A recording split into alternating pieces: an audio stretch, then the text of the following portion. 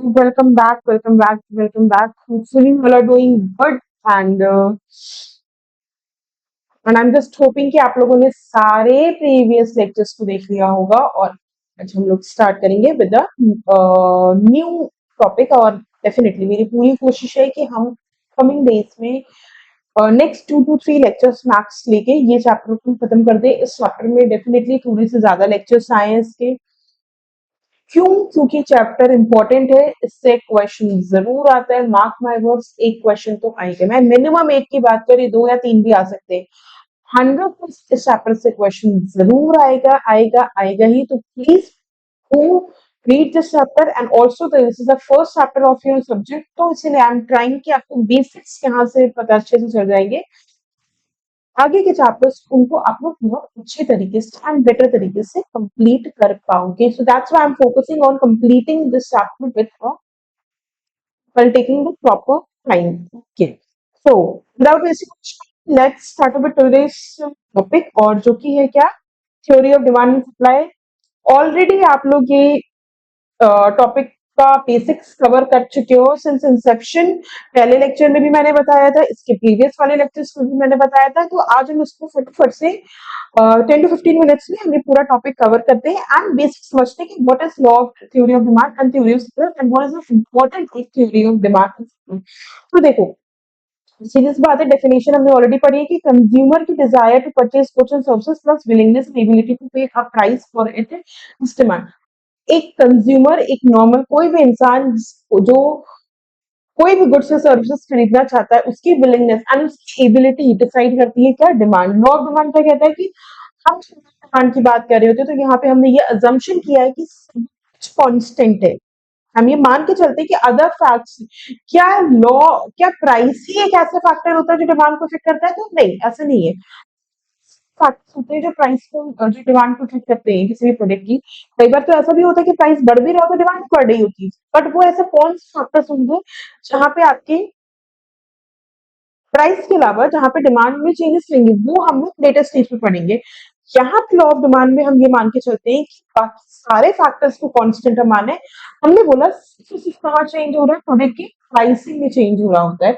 Other things भी हम ये मान के चलते हैं कि कमोडिटी की प्राइस अगर कम होता है, क्वांटिटी डिमांडेड बढ़ती है एंड अगर प्राइस बढ़ता है तो क्वांटिटी डिमांडेड कम होती है। यानी हम ये जब चार्ट की बात करते हैं तो we talk about the downward sloping chart कि अगर डिमांड, अगर प्राइस ये था, डिमांड ये थी, प्राइस बढ़ा, डिमांड यहाँ आई, प्राइस कहाँ गया, डिमांड कहाँ गई,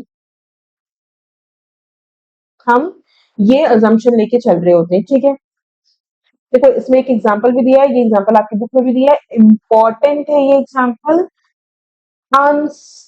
को प्रेजेंटेशन के लिए बहुत ही इंपॉर्टेंट है ये एग्जाम। अगर आप लोग को एग्जाम में मेंशन करना है तो इसको जरूर लिख के आना। लॉ ऑफ डिमांड अगर आता है तो लॉ ऑफ डिमांड में आप इतना तो मेंशन करो कि ये एग्जाम्पल प्लस कर्व, ये दोनों चीज अगर आप लिख के आओगे it will be a bonus point, आपको बहुत अच्छी स्कोरिंग होगी उस केस में। ठीक है, क्या बोला इन्होंने? अगर प्राइस 80 था, क्वांटिटी डिमांड 0 थी, प्राइस हुआ, डिमांड 200 सीधे पहुंच गई, प्राइस और कम हुआ, डिमांड बढ़ गई, प्रोडक्ट का प्राइस और कम हुआ, डिमांड कम और बढ़ गई।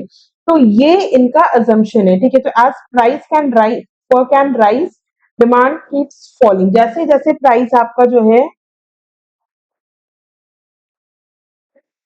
कम होता गया, ठीक है, डिमांड आपकी क्या होती गई? आपकी बढ़ती गई। और जैसे जैसे प्राइस बढ़ता गया, डिमांड क्या होती गई? कम होती गई। ठीक है, लेकिन कुछ assumption हमने अभी बोला कि क्या केवल प्राइस ही एक फैक्टर होता है जो डिमांड को अफेक्ट करता है? तो again the answer is no, price is not the only factor that affects demand, price is one of the factor which affect the demand of any product.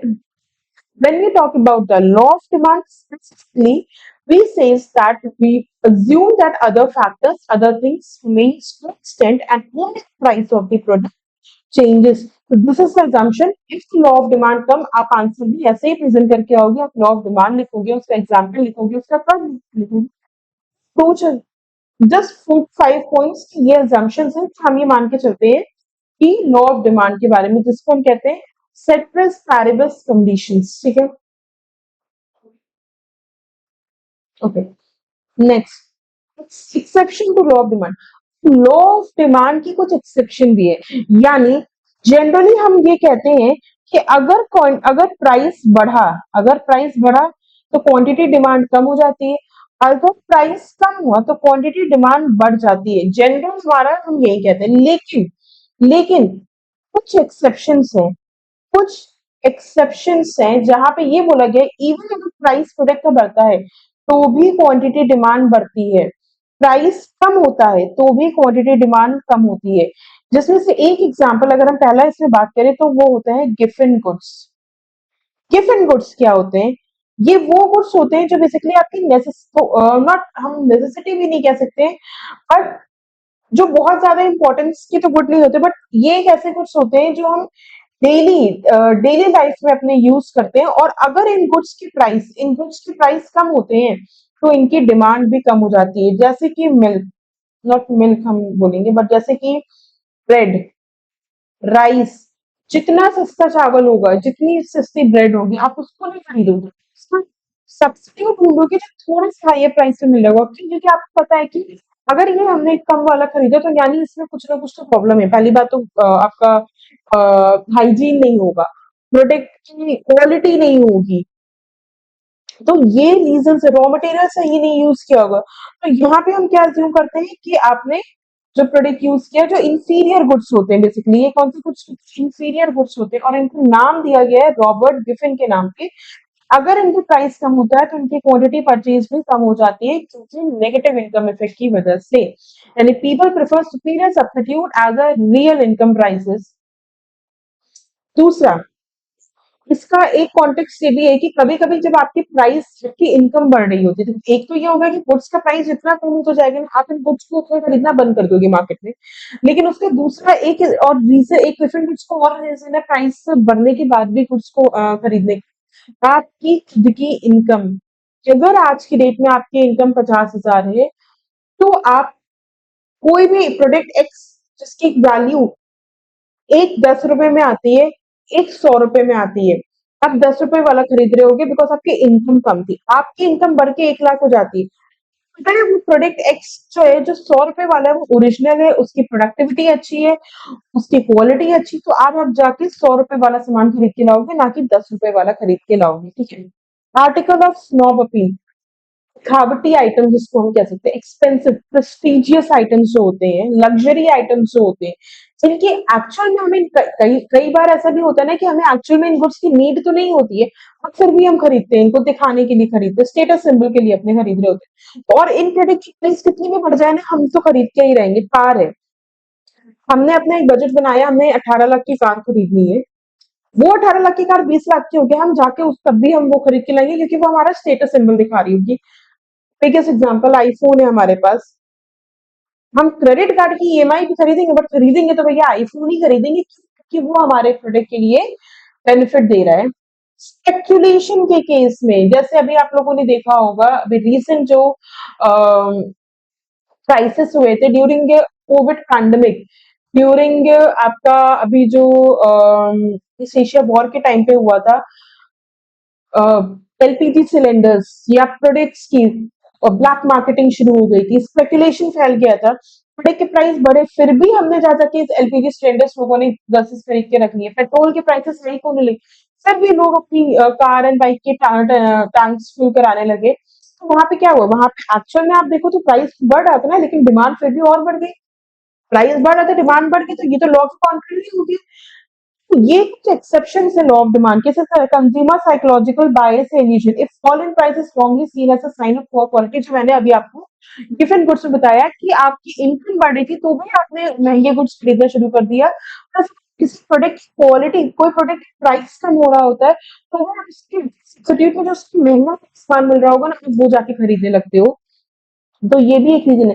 Again important point है, ये एक important चीज है, ये question में exam में आ सकता है।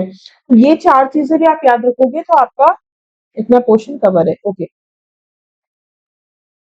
Then we have a meaning of supply, हम ऑलरेडी कवर कर चुके हैं। सप्लाई का मतलब क्या हुआ कि जब आप कोई भी क्वांटिटी ऑफ गुड्स सर्विसेज, जो डिमांड जो कंज्यूमर की एबिलिटी को बता रहा होता है, सप्लाई जो प्रोड्यूसर की एबिलिटी को बता रहा था कि वो कितना विलिंग है एंड वो कितना एबल है to offer the sale at a given price over a period of time. So supply is not is equal to stock, यानी स्टॉक क्या होगा, टोटल क्वांटिटी जो एग्जिस्ट करी सप्लाई, जो आपने एक्चुअली ऑफर कर दी है सेल के लिए। जब हम सप्लाई की बात करते हैं तो हमने जो क्वालिटी एक्चुअली मार्केट में ले जाके बेच दी हो, वो सप्लाई का पार्ट बनता है। Law of supply, other things being equal, अगर गुड्स के प्राइस बढ़े तो क्वांटिटी सप्लाई भी बढ़ेगा। देखो, माइंड आपको चेंज करना पड़ेगा, आपको एक बार कंज्यूमर के प्रोस्पेक्ट से सोचना पड़ेगा, एक बार आपको सप्लायर के प्रोस्पेक्ट से सोचना पड़ेगा। प्राइस बढ़ा, कंज्यूमर के प्रोस्पेक्ट से प्राइस बढ़ा, यार इस सामान की प्राइस तो बढ़ गई, मैं काम करता हूँ क्वांटिटी अब कम कर देता हूँ खरीदना, ठीक है। प्राइस बढ़ा, सप्लायर क्या चाहेगा, यार इस प्रोडक्ट का प्राइस ना 10 रुपए था, कल 20 रुपए हो गया, एक काम करो और क्वांटिटी प्रोड्यूस करो, कम से कम 20 रुपए में जितनी क्वांटिटी हम निकाल सकते होंगे ना, हम निकाल दें, हमें बेनिफिट हो जाएगा, हमें प्रॉफिट हो जाएगा। तो ये है लॉ ऑफ सप्लाई, यानी प्राइस बढ़ा, क्वांटिटी सप्लाई भी सप्लायर बढ़ा देगा। प्राइस कम हुआ, क्वांटिटी सप्लाई भी सप्लायर क्या कर देगा, कम कर देगा। अगर प्राइस में चेंज होता है is cause, change in supply is the effect. हम ऑलरेडी बात कर चुके हैं, economics is about the cause and effect. तो अगर प्राइस कॉज है, रीजन प्राइस है, तो सप्लाई इफेक्ट हो जाएगा। एट हायर प्राइस प्रोड्यूसर हमेशा क्या कोशिश करता है कि उसको ज्यादा से ज्यादा इंसेंटिव मिले टू सेल मोर। की सीरियस बात है ना, वो अभी तक प्राइस में बेच रहा था, सामान की प्राइस बढ़ गया, तो वो यही चाहेगा ना, कल को अगर मैं पे 10 बिक रहे थे, हम कम से कम 20 क्वांटिटी भी अगर जरूरी है तो निकाल दे, तो हमारे लिए तो फायदा हो जाएगा। Again same thing, other things remains constant, technology में चेंज नहीं, फैक्टर्स ऑफ प्रोडक्शन में चेंज नहीं, एक्सपेंडिचर्स में चेंज नहीं, मार्केट में चेंज नहीं, कंपटीशन में चेंज नहीं, सब्सिडी की पॉलिसी में कोई चेंज नहीं, टैक्सेशन में कोई चेंज नहीं, सब कांस्टेंट है, सिर्फ प्राइस में चेंज हुआ। Correct. Then we have, I am just hoping कि आप लोगों को law of demand and law of supply पूरी तरीके से क्लियर होगा। एंड इसके बाद मूव करते हैं इक्विलिब्रियम ऑफ, इक्विलिब्रियम प्राइस, मतलब जब प्राइस तो इतना ही है, क्वांटिटी डिमांड बढ़ती है या कम रहती है, प्राइस सेम है, हम मान के चलते हैं तीन तरीके के इक्विलिब्रियम होंगे, price above equilibrium, price below हमने ये माना इक्विलिब्रियम, इसके ऊपर का प्राइस, इसके नीचे का price, and price equal. Equal में क्या होगा, quantity demand is equal to quantity supply, कोई शॉर्टेज नहीं, कोई सरप्लस नहीं, हम ये मान के चलते हैं जितनी क्वांटिटी डिमांड हुई उतनी हमने सप्लाई की। 10 रुपए प्राइस था, क्वांटिटी डिमांड हुई 10, हमने 10 सप्लाई की। 10 ही रुपए प्राइस का, क्वांटिटी डिमांड हुई 20, हमने 20 सप्लाई करते, हमने कोई ये बोला ही नहीं कि जो है ज्यादा कर रहे हैं या कम कर रहे हैं, जितनी डिमांड हो रही थी हम उतनी सप्लाई करते जा रहे थे। उसके ऊपर अगर हम गए, यानी क्वांटिटी सप्लाई बढ़ जाता है, डिमांड प्राइस बढ़ा, तो हमने सप्लाई को ज्यादा कर दिया, उससे जितनी डिमांड थी उससे हमने ज्यादा कर दिया।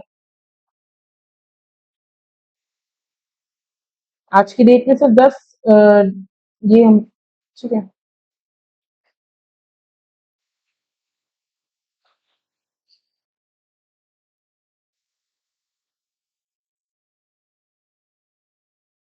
प्राइस कम हुआ, हमने डिमांड भी कम कर दी, यानी surplus, producers must lower price.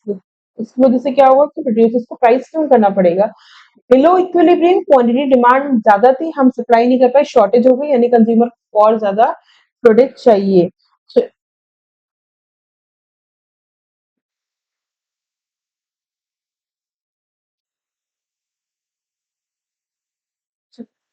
Equilibrium of price वो है, पढ़ लेना, it's not very important. But यहाँ से जो चीज शुरू हो रही है,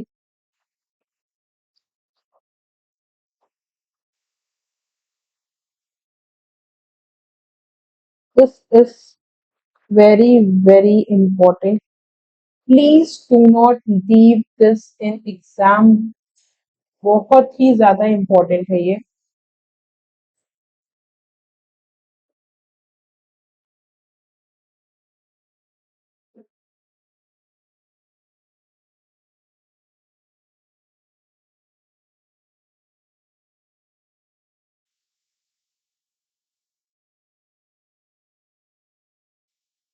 so do not leave this.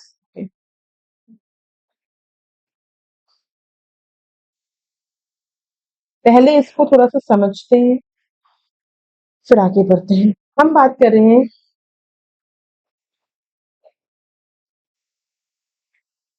Elasticity of demand की। प्लीज सारे काम छोड़ के, सब कुछ छोड़ के, कॉन्सेंट्रेट करके जस्ट 5 मिनट्स में मैं समझाऊंगी, बहुत ज्यादा टाइम नहीं लेंगे इस पे। 5 मिनट्स में आपको समझाएंगे, इंपॉर्टेंट टॉपिक है।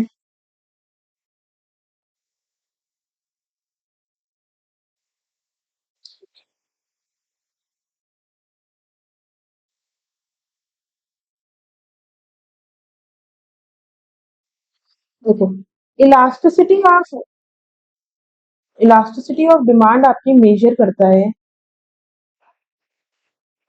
है डिग्री ऑफ रिस्पॉन्सिवनेस।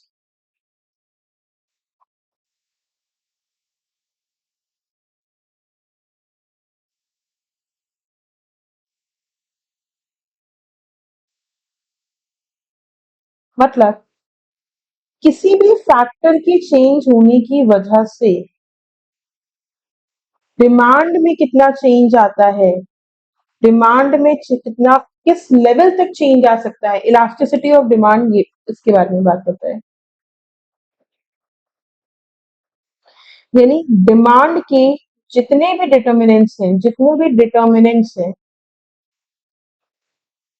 या जितने भी हम कह सकते हैं फैक्टर्स हैं, जो जो भी रीजन हो सकता है, एक्स वाई जेड, जितने भी रीजन हो सकते हैं डिमांड को चेंज करने के, उनकी वजह से आपकी डिमांड में किस लेवल तक, यानी कितनी हद तक चेंज आ रहा है, वो बताता है आपका इलास्टिसिटी ऑफ डिमांड।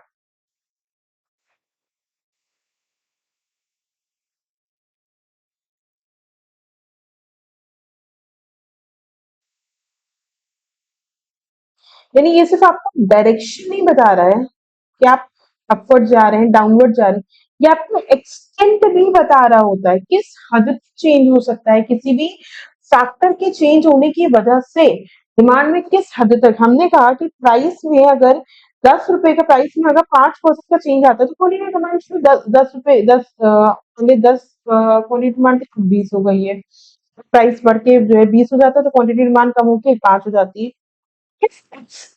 चेंज आ रहा है ना, इलास्टिसिटी ऑफ डिमांड उसके बारे में भी बात करता है, जिसमें अलग अलग फैक्टर्स होते हैं। जैसे एक होता है प्राइस इलास्टिसिटी ऑफ डिमांड,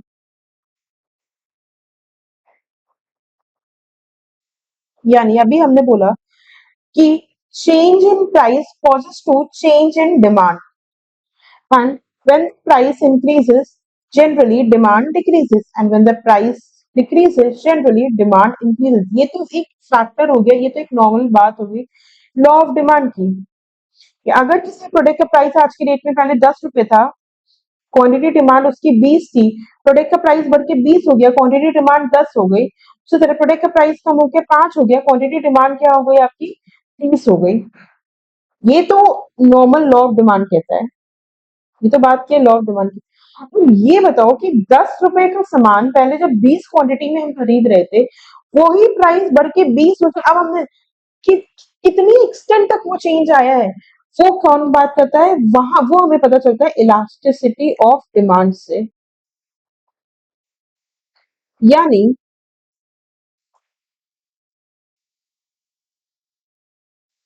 ये क्या शो करता है, ये शो करता है हाउ मच क्वांटिटी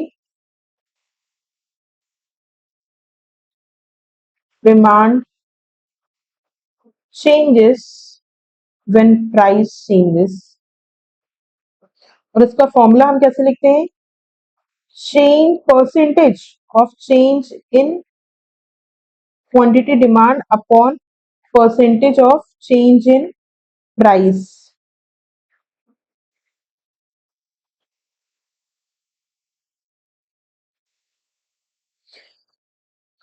ठीक है, इसी तरह डिग्री ऑफ प्राइस इलास्टिसिटी निकालेंगे।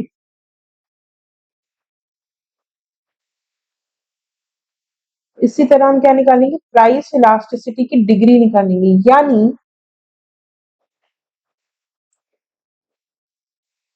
हमने बोला ये हमारा डिग्री बता रहा होता है, ये हमारा बता रहा होता है कि प्राइस इलास्टिसिटी ऑफ डिमांड में इतना चेंज किस डिग्री तक चेंज होगा। उसके लिए पहला होता है कि perfectly elastic price elasticity of demand, यानी अगर कोई प्राइस में चेंज आता है,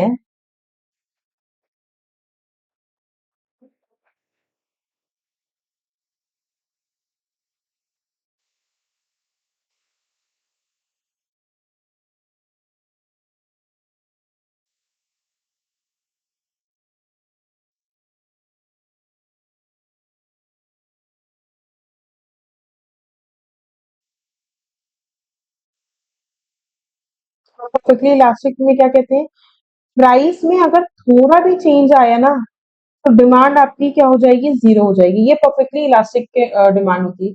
प्राइस में थोड़ा भी चेंज आए, डिमांड क्या हो जाएगी, जीरो हो जाएगी। उसी तरह परफेक्टली इन इलास्टिक डिमांड एक होती है, जो कि क्या कहता है कि हम ये मान के चलते हैं कि आपकी क्वांटिटी डिमांड में कोई भी चेंज नहीं आता है। अगर प्राइस में चेंज आया, डिग्री पता करने के लिए, अगर हमने ये अगर हम हल्का सा प्राइस के बढ़ने से हमारी डिमांड जीरो हो गई, तो हम ये कहेंगे कि वो सिचुएशन है कि परफेक्टली इलास्टिक, यानी वो वे में इलास्टिक। इलास्टिसिटी का मतलब क्या होता है, रबर देखा है ना, रबर को आप कितना कितना भी खींचो तो वो बताता है कि परफेक्टली इलास्टिक। अगर प्राइस क्वांटिटी प्राइस में कितना भी चेंज है और क्वांटिटी डिमांड में चेंज ही नहीं होता है, तो हम कहते हैं कि वो इलास्टिसिटी आपकी परफेक्टली इन इलास्टिक है। उसी तरह आपकी रिलेटिवली इलास्टिक होती डिमांड होती है, रिलेटिवली इलास्टिक डिमांड होती है, जहां पे हम क्या कहते हैं कि प्राइस इलास्टिसिटी ऑफ डिमांड आपकी जब ग्रेटर देन वन होती है, यानी चेंज जो होता है ना क्वांटिटी डिमांड में, वो ज्यादा होता है then change in price. Price तो सिर्फ 10 रुपए से बढ़ा, यानी पहले प्राइस 9 था, प्राइस तो सिर्फ 1 रुपए से बढ़ा। क्वांटिटी डिमांड पहले 9 रुपए के प्राइस पे 10 थी, अब वो कम होके केवल 1 हो गई है। प्राइस में तो इतना सा चेंज आया, डिमांड में इतना ज्यादा चेंज आ गया। प्राइस पहले 10 था, 5 हुआ, या ये 8 हुआ, लेकिन डिमांड बढ़ के 200 क्वांटिटी की हो गई।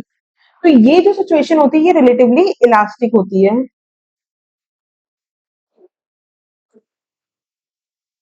सिमिलरली रिलेटिवली इनइलास्टिक कब होती है, जब प्राइस में जो चेंज हो रहा होता है is less than is more than quantity demand में जो चेंज हो रहा होता है, यानी डिमांड पहले 10 थी, अब ज्यादा से ज्यादा 11 हो गई, या अब 9 हो गई, लेकिन प्राइस में बहुत ज्यादा, बहुत मार्जिन का चेंज हो गया है। यूनिटरी इलास्टिक डिमांड होती है इसके अलावा। इसमें क्या होता है कि हम ये मान के चलते हैं कि प्राइस इलास्टिसिटी ऑफ डिमांड आपकी वन होती है, यानी जितना आपकी क्वांटिटी डिमांड में चेंज हो रहा है, उतना ही लेवल का आपका प्राइस में भी चेंज हो रहा है। तो इसको मेजर करते हैं हम हर तरीके से, हमने मेजर करना बताया ना, ये मेजरमेंट का तरीका होता है। ये प्राइस इलास्टिसिटी जब इसकी परसेंटेज निकलेगी ना, तब आपको पता चलेगा कि आपके डिमांड में कितना चेंज आ रहा है। तो मेथड्स क्या होते हैं, मेथड क्या होते हैं प्राइस इलास्टिसिटी ऑफ डिमांड को मेजर करने की। देखो उसके होता नहीं, यहाँ से आप प्राइस इलास्टिसिटी ऑफ डिमांड निकालोगे, उसके बेस पे आप कैलकुलेट करोगे, आपको पता चलेगा कि कितना एक्चुअल में चेंज हो रहा है। और कैसे चेंज निकालेंगे,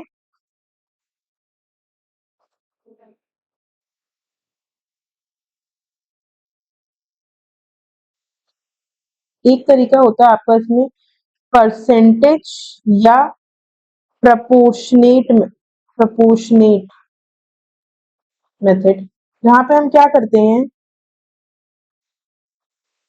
जो भी आपका रेशियो होता है ना of percentage change in quantity to percentage change in price, उसके बीच है, यानी जितनी क्वांटिटी चेंज हुई और जितना प्राइस चेंज है, उसके बीच का हम रेशियो निकालते हैं। तो वो रेशियो हमें बता रहा होता है कितना एक्चुअल में चेंजेस हुए हैं।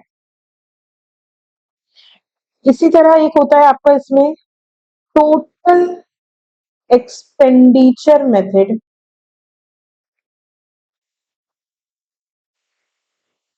यानी ये मेथड आपको ऑब्जर्व करता है कि कैसे आपकी जो टोटल स्पेंडिंग है ना वो रिएक्ट कर रही है।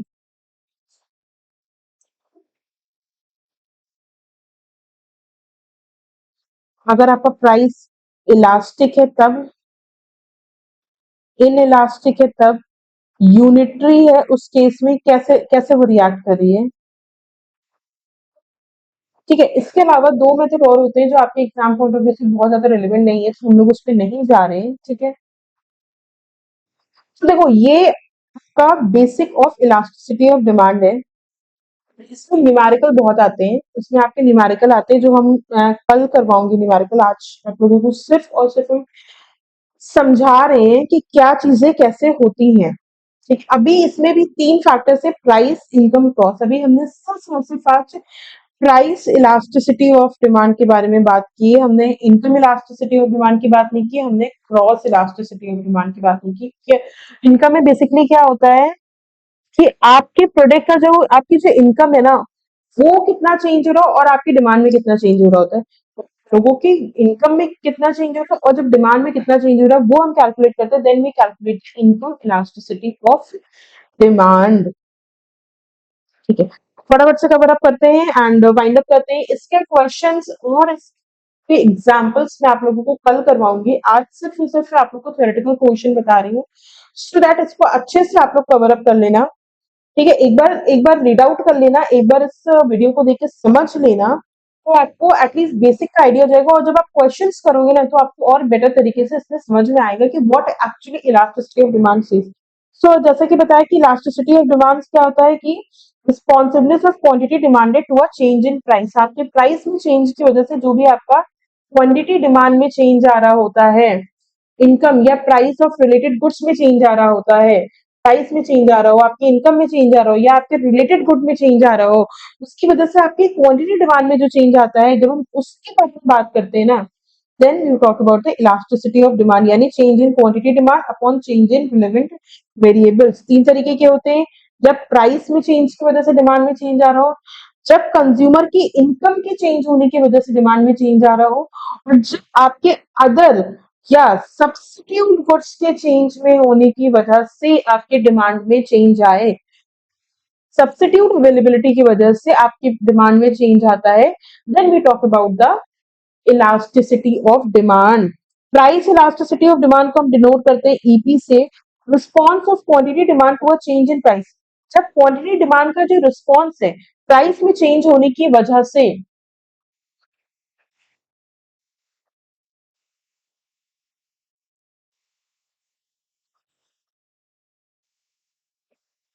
ओके सॉरी, जब क्वांटिटी डिमांड में चेंज हो रहा है, प्राइस कमोडिटी की प्राइस में चेंज होने की वजह से आपका डिमांड कैसे रिस्पॉन्स कर रहा है, तो हम इसकी बात करते हैं। उसके बाद हम, लेकिन यहाँ पे जब भी हम प्राइस की बात करें तो हम ये मान के चलते हैं कि अदर फैक्टर्स आपके कांस्टेंट हैं, देन हम ये कह रहे हैं कि आपका प्राइस इलास्टिसिटी ऑफ डिमांड की बात करते हैं। कैसे निकालेंगे, change in quantity demand percentage upon change in price, और change in quantity demand divided by original quantity.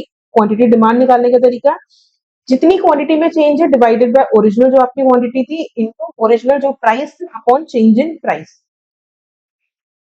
Types of price elasticity of demand, perfectly elastic अभी बताया, जब ईपी आपका इंफिनिटी पे हो, यानी स्मॉल प्राइस में भी चेंज हो, डिमांड फॉल्स टू जीरो और राइजेस टू इंफिनिटी। आप अगर प्राइस में कुछ भी चेंज हो जाए ना, डिमांड आपकी जीरो पे हो जाती है या बहुत ज्यादा बढ़ जाती है। ठीक है, परफेक्टली इन इलास्टिक यानी ईपी इज इक्वल टू, यानी प्राइस इलास्टिसिटी आपकी जीरो, यानी कोई चेंज नहीं होता डिमांड में, इवन अगर प्राइस आपका चेंज हो जाए एट अ हायर मार्जिन, तो भी प्राइस में आपका कोई चेंज नहीं होता है।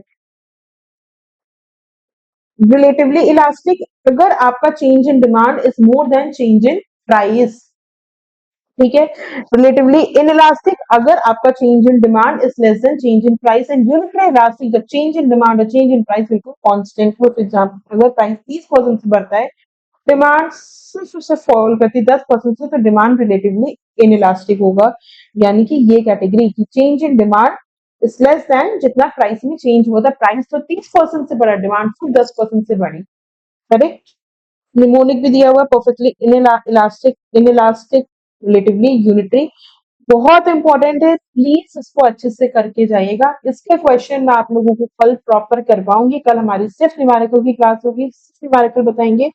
इसमें न्यूमेरिकल बेस्ड क्वेश्चन आता है जिसमें आपको थ्योरी भी लिखनी होती है एंड न्यूमेरिकल भी प्रेजेंट करना होगा। बढ़ते हैं आगे। फैक्टर्स, अब ऐसे कौन कौन से फैक्टर्स हैं जो आपकी प्राइस इलास्टिसिटी और डिमांड को इफेक्ट कर सकते हैं, जैसे price level. Demand is elastic moderate price goods, elastic for very costly और वेरी चीप गुड्स। देखो प्राइस का लेवल क्या कह रहे हैं कि कौन कौन से फैक्टर्स हैं जो आपकी प्राइस इलास्टिसिटी और डिमांड को इफेक्ट कर सकते हैं। जैसे डिमांड आपकी इलास्टिक होगी, आपकी डिमांड इलास्टिक होगी जो मॉडरेट प्राइस गुड्स होते हैं, जो नॉर्मल गुड्स होते हैं, या इन इलास्टिक होगी जो बहुत कॉस्टली गुड्स होते हैं, उनके लिए डिमांड आपकी इन इलास्टिक होगी। या जो बहुत चीप गुड्स होते हैं उनके लिए डिमांड आपकी इन इलास्टिक। क्योंकि देखो हमने इन इलास्टिक के में हमने क्या कहा कि कोई चेंज नहीं होता डिमांड में, इवन प्राइस चेंज हो जाए। भैया एक बात बताओ, अगर आप सॉल्ट सॉल्ट आज 10 रुपए का था, और वो सॉल्ट 1 रुपए का हो जाए, 1 ही किलो का तो पैकेट महीने में यूज करोगे, या चलो 1.5 किलो का पैकेट महीने में यूज करोगे। ऐसा तो है नहीं कि वो 10 रुपए से 1 रुपए का हो गया तो आपने महीने का कंजम्पशन 5 किलो का कर दिया। वो तो उतना ही रहेगा ना। उसी तरीके से लग्जरी गुड्स का सोना कितना भी महंगा चला जाए या कितना भी सस्ता हो जाए, उतना ही खरीदोगे ना जितनी उसकी रिक्वायरमेंट होगी, वरना तो चलो टैक्स पे पे करना जब बेचोगे। तो इसीलिए कह रहे हैं कि डिमांड इलास्टिक किसके लिए होती है, जो मॉडरेट प्राइस गुड्स होते हैं। कि इतना भी चेंज होता है ना प्राइस में, तो आपकी जो है डिमांड में बहुत ज्यादा चेंज हो जाता है, या डिमांड बहुत ज्यादा कम हो जाती है। इन इलास्टिक कब होती है, अगर कॉस्टली या चीप गुड्स होते हैं जिनके में प्राइस के चेंज होने की वजह से आपका कोई खासा फर्क नहीं पड़ता है। अवेलेबिलिटी ऑफ सब्स्टिट्यूट, अगर किसी गुड्स का सब्स्टिट्यूट आपके पास अवेलेबल है ना, उसकी डिमांड हमेशा इलास्टिक होगी। मोर सब्स्टिट्यूट्स मोर इलास्टिक। यानी आपने अगर ये पेन आप मार्केट में लेने गए, इस पेन की प्राइस थी 10 रुपए, यही पेन आपको मार्केट में 5 रुपए का मिल रहा है। यार पेन ही तो है ना, चलेगा तो है ना, तो जाके 5 रुपए वाला खरीद के ले आओगे। यानी इतना से चेंज हुआ। आज इस पेन की कॉस्ट थी 10 रुपए, इस पेन की कॉस्ट बढ़ के हो गई 12 रुपए, और मेरे पास हजारों बतेरे पेन पड़े रहेंगे 10 रुपए वाले, आप जाके 10 वाला पेन लेके चले आओगे। प्राइस में इतना सा चेंज हुआ, उसकी डिमांड जीरो हो गई। भाई आपको इस पेन को खरीद ही नहीं रहा है, क्यों? क्योंकि आपने 2 रुपए के प्राइस बढ़ा दिया। सब्स्टिट्यूट्स अगर अवेलेबल है और ज्यादा सब्स्टिट्यूट्स अगर अवेलेबल है किसी प्रोडक्ट के, उसकी डिमांड हमेशा इलास्टिक होती है। Example gas versus wood as fuel. Wood को आप एज ए फ्यूल यूज करो या गैस, ठीक है, कोई सब्स्टिट्यूट अवेलेबल नहीं है तो उसकी डिमांड हमेशा इनइलास्टिक होती है। जैसे इसमें एग्जांपल दिया है सॉल्ट, भैया सॉल्ट का सब्स्टिट्यूट भी ले आओ ना, कोई कुछ नहीं करेगा। वैसे तो सॉल्ट का कोई सब्स्टिट्यूट नहीं है, वेराइटीज फूड भी दे, बट आप अपने नॉर्मल खाने में ब्लैक सॉल्ट तो नहीं डाल सकते हो ना। या तो रॉक सॉल्ट डालोगे या नॉर्मल जो आयोडीन सॉल्ट होता है वो डालोगे। ब्लैक सॉल्ट डाल के तो उस सब्स्टिट्यूट की तो बात ही नहीं आती। नेसेसिटी वाले गुड्स अगर कोई है, उनकी डिमांड हमेशा इनइलास्टिक होती है, मतलब उनका प्राइस में कोई चेंज है। भैया पानी पीना ही है, पानी की बोतल मार्केट में अगर 10 रुपए की है और आपके पास कहीं पानी की ऑप्शन नहीं है, वो मार्केट में वहां 15 रुपए की उन्होंने देना शुरू कर दिया 10 की बोतल को। भैया खरीदोगे तो वही ना इनइलास्टिक। तो प्राइस में कितना भी चेंज आए ना, डिमांड में चेंज नहीं आएगा। Time period, demand become more elastic over time as people find its alternative. Similarly petrol price बढ़ गए, people shift to public transport over time. Demand ज्यादा इलास्टिक होती है अगर लोगों को वहां पे ऑल्टरनेटिव मिल जाते हैं किसी भी चीज को लेके। जैसे अभी जब इस चीज का क्राइसिस हुई तो फ्यूल के प्राइसेस बहुत बहुत बढ़ गए, लोगों ने पब्लिक ट्रांसपोर्ट यूज किया, लोगों ने कार पूलिंग शुरू कर दी, लोगों ने अपनी साइकिल्स की यूज करना शुरू कर दी। ऑल्टरनेटिव है ना, इलास्टिक थी डिमांड, बिकॉज लोगों को वहां पे ऑल्टरनेटिव बहुत से मिल गए। हैबिट, हैबिचुअल या एडिक्टिव गुड्स होते हैं ना, उस केस में इनइलास्टिक डिमांड होती है। जैसे कि with cigarette is very harmful for health, नहीं कंज्यूम करना चाहिए। But for an example alcohol, cigarette या कोई मेडिसिन है, वो आपकी रिक्वायरमेंट है, आपकी नीड है, आप उसके बिना नहीं रह सकते हो।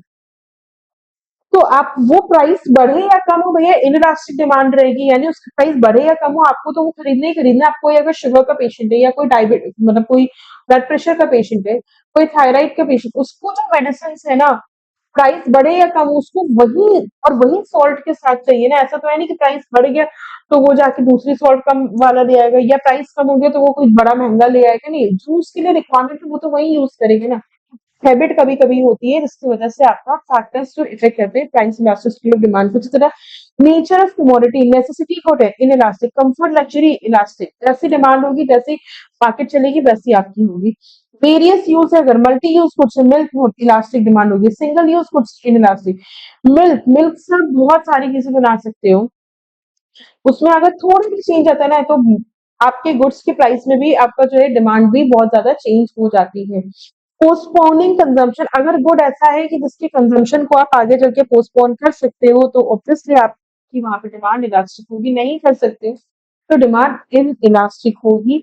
अगेन इम्पोर्टेंट, ये आपका एग्जाम्पल बेस, ये जनरली ये आपका केस लॉ बेस्ड क्वेश्चन पूछ सकते हैं या 1 मार्क्स में पूछ सकते हैं। Second we come to the income elasticity of demand.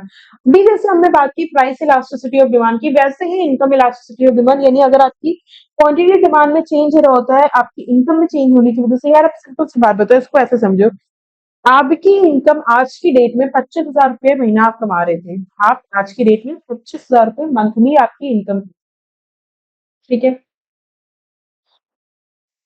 आप भाई इनकम, अगर अगर आपकी इनकम 25,000 मंथली है, आप आज की डेट में 25,000 पर मंथ आप अर्न कर रहे थे, ठीक है। ये इनकम बढ़ के आपकी 80,000 पर मंथ हो जाएगी। तो यार ये बताओ आपका स्टेटस सिंबल बढ़ेगा कि नहीं बढ़ेगा? आपकी डिमांड कुछ चीजों को लेके बढ़ेगी कि नहीं बढ़ेगी? भाई कल तक आप 25,000 कमा रहे थे, आज आप सीधे सीधे 80 पे पहुंच गए, ऑटोमेटिकली आपकी डिमांड बढ़ेगी ना। उसके बाद आप 80 कमा रहे थे, आप कम करके 25 पे आ गए, आपकी डिमांड ऑटोमेटिकली कम हो जाएगी ना। यही चीज आपका इनकम इलास्टिसिटी पे नेगेटिव वैल्यू है, अगर यानी demand falls as income rises. जैसे जैसे इनकम बढ़ी वैसे वैसे डिमांड कम हो जाती है इंफीरियर गुड्स की, जीरो वैल्यू हो जाएगी।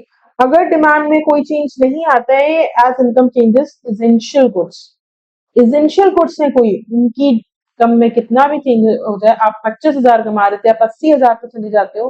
भैया मेडिसिन अगर आपको डायबिटिक की चाहिए तो आप उसको लोगे ही लोगे। आप सॉल्ट, ऐसा नहीं है कि आप कल की डेट में आप 25 से 80 भी चले गए तो आप salt 5 kilo per month use करने लगोगे। कुछ गुड्स यार उतना ही यूज होगा ना जितनी उसकी रिक्वायरमेंट होगी। नॉर्मल गुड्स में अगर डिमांड बढ़ी लेकिन proportionate rise but less than the proportionate rise in income, demand बढ़ी जरूर, इनकम बढ़ी उसमें, आपकी वैल्यू 0 to 1 के बीच में आती है। डिमांड राइज सेम प्रपोर्शन जैसे जैसे इनकम बढ़ी, स्टैंडर्ड गुड्स, बेसिक आपके स्टैंडर्ड गुड्स जो होते हैं इक्वल टू 1, यानी इनको यूनिटी कहते हैं। डिमांड बढ़ी more than proportionate rise in income, luxury goods greater than 1, आज की डेट में जो कि बहुत ज्यादा चल रहा है। हमारे प्राइस इनकम तो थोड़ी बढ़ती है, हम लग्जरी गुड्स बड़ा खरीदने लगते हैं, हम ईएमआई पे खरीद लेंगे, हम ऐसे खरीद लेंगे वैसे खरीद लेंगे, लेकिन हम खरीद लेते हैं, ठीक है। क्रॉस इलास्टिसिटी सब सब सोर्स अवेलेबल है आपके पास किसी चीज के। Rate of change in quantity demand of one commodity due to change in price of the related commodity, अगर क्वांटिटी की डिमांड में चेंज हो रहा है किसी एक कमोडिटी के, क्योंकि दूसरे कमोडिटी जो रिलेटेड कमोडिटी है उसके प्राइस में चेंज होता है, that is the cross elasticity of demand. ये पेन है मेरे पास, इसकी कीमत आज की डेट में 20 रुपए है। एक और पेन हम मार्केट में ले आए, उसकी कीमत same quantity same quality same तरीके का पेन, इसकी कीमत मार्केट में 10 रुपए है। भाई इसकी डिमांड ना 20 रुपए वाले की कम हो जाएगी, वो जो 10 रुपए वाला है ना उसकी डिमांड बढ़ जाएगी, क्योंकि चेंज हुआ इसके प्राइस में, इफेक्ट पड़ा उसकी डिमांड पे, ठीक है। तो major responsibleness of demand for commodity X change in price of commodity Y. Infinity, X नहीं है परफेक्ट सब्स्टिट्यूट ऑफ वाई, अगर एक्स परफेक्ट सब्स्टिट्यूट है Y, tea and coffee substitutes होते हैं, टी के प्राइस बढ़े लोग कॉफी पे शिफ्ट हो गए, कॉफी के प्राइस बढ़े लोग टी पे शिफ्ट हो गए, infinity value. X and Y अगर अनरिलेटेड है उस केस में जो वैल्यू होती है इलास्टिसिटी ऑफ डिमांड की वो जीरो हो जाती है, यानी ब्रेड एंड पेट्रोल, भाई ब्रेड के प्राइस बढ़ते हैं तो पेट्रोल पे क्या इफेक्ट पड़ रहा है, पेट्रोल का प्राइस बढ़े कम हो रहे, ब्रेड में क्या इफेक्ट पड़ रहा है? बस इतना जरूर पड़ता है कि वो कम्यूटर्स के लिए जरूरी होता है, क्योंकि अनरिलेटेड है, तो यहाँ पे इलास्टिसिटी ऑफ डिमांड जीरो रहती है। नेगेटिव कॉम्प्लीमेंट्री है, पेन एंड रिफिल। ठीक है। So increase and decrease in demand versus expansion and contraction, अगर हम बात करें, डिमांड इंक्रीज होगी अगर फैक्टर्स में चेंज होता है अदर देन प्राइस। इससे क्या होगा? डिमांड कर्व पे shift to whole curve to right. ये हम पूरा आपको कर्व बना के दिखाएंगे, तब इसको पढ़ेंगे। सॉरी। विद दिस हमारा आज का ये टॉपिक खत्म होता है। नेक्स्ट विल बी, कल हम लोग पूरा न्यूमेरिकल कवर करेंगे, उसके बाद हम फॉर्म्स ऑफ मार्केट कंपटीशन पे आएंगे। एंड बस परसों हमारा ये पूरा चैप्टर खत्म हो जाएगा, एंड देन हम लोग एक बार मॉड्यूल से पूरा चैप्टर रिवाइज करेंगे, and we will wind up with chapter number 1। So hopefully आप लोगों को अभी तक जो भी पढ़ा रहे हैं वो अच्छे से समझ में आ रहा है। एंड कोई भी डाउट हो, कोई भी कंफ्यूजन हो, तो प्लीज बताइए, लेकिन प्लीज पढ़िए, which is very very very important. Please पढ़ते रहिए, बहुत जरूरी है।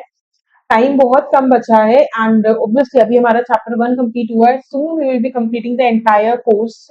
हमारी पूरी कोशिश है कि अगस्त एंड या सितंबर मिड तक हम लोग पूरा पूरा सेशन खत्म करते हैं, सो दैट हम जितना जितना हो सके रिविजन पे फोकस करेंगे। बट वेरी इंपॉर्टेंट, रिविजन तक आने के लिए भाई बेसिक तो पढ़ के आना पड़ेगा ना, तो बेसिक जो पढ़ाया जा रहा है उसको डेली पढ़िए, जैसे जैसे सारे सब्जेक्ट्स के लेक्चर्स आ रहे हैं, प्लीज फॉलो करिए। And okay, bye bye, take care.